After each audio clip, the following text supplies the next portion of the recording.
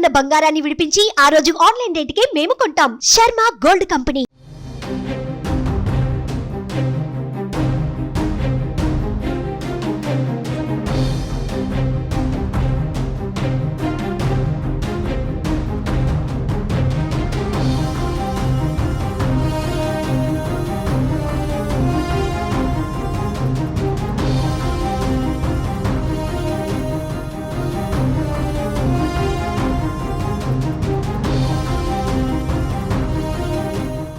వైసీపీకి మరో షాక్ తగిలినట్టే కనిపిస్తోంది. ఇప్పటికే మాజీ మంత్రులు, ఎమ్మెల్యేలు పార్టీ వీడుతున్న సమయంలో మరో కీలక నేత పార్టీ మార్పు దాదాపుగా ఖరారైనట్టుగా అయితే మనకు తెలుస్తోంది.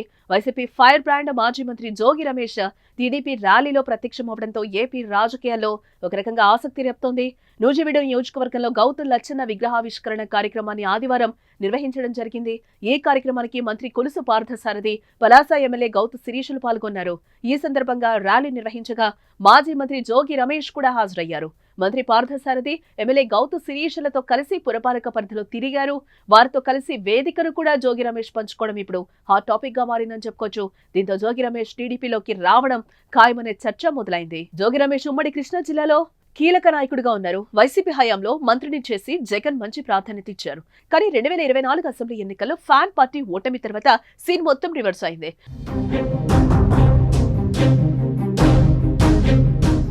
జోగి రమేష్ ను కేసులు వేధించాయి. అధికారంలో ఉన్న సమయంలో ఆయన చూపించిన చొరవతో ఇరకాటంలో పడ్డారు.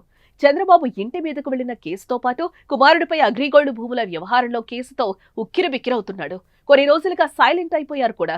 మాటల్లో వాడివేడి తగ్గింది. అప్పటి స్పీడ్ అయితే కనిపించడం లేదు. పార్టీ కార్యక్రమాల్లో కూడా చురుగ్గా పాల్గొనడం కూడా మానేశారు. ఆయన పక్క చూపులు చూస్తున్నారనే వార్తలు గుప్పుమన్నాయి. ఈ క్రమంలోనే ఆయన టీడీపీ నాయకులతో కలిసి జోగి రమేష్ పాల్గొనడం, ఆయన త్వరలో టీడీపీలో చేరుతారని పొలిటికల్ సర్కిల్స్ లో మరింత గట్టిగా వినిపిస్తోంది. అయితే ఉమ్మడి కృష్ణా జిల్లాలో టీడీపీకి బోర్డు మంది నాయకులున్నారు. అత్యంత పటిష్టంగా ఉంది. జోగి రమేష్ తో విభేదాల వల్లనే మైలవరం సిట్టింగ్ వైసీపీ ఎమ్మెల్యే వసంత కృష్ణ ప్రసాద్ వైసీపీని వీడి టీడీపీలో చేరిపోయారు. ఈ పరిస్థితుల దృష్ట్యా ఆయన సైకిల్ ఎక్కే అవకాశం తక్కువని రాజకీయ విశ్లేషకులైతే చర్చించుకుంటున్నారు. అటు గౌతు లచ్చన్న విగ్రహావిష్కరణకు రాజకీయాలకు సంబంధం లేదనే చర్చ కూడా జరుగుతోంది. మరి జోగి రమేష్ రాజకీయం ముందు ముందు ఎలా ఉండబోతుందో చూడాలి.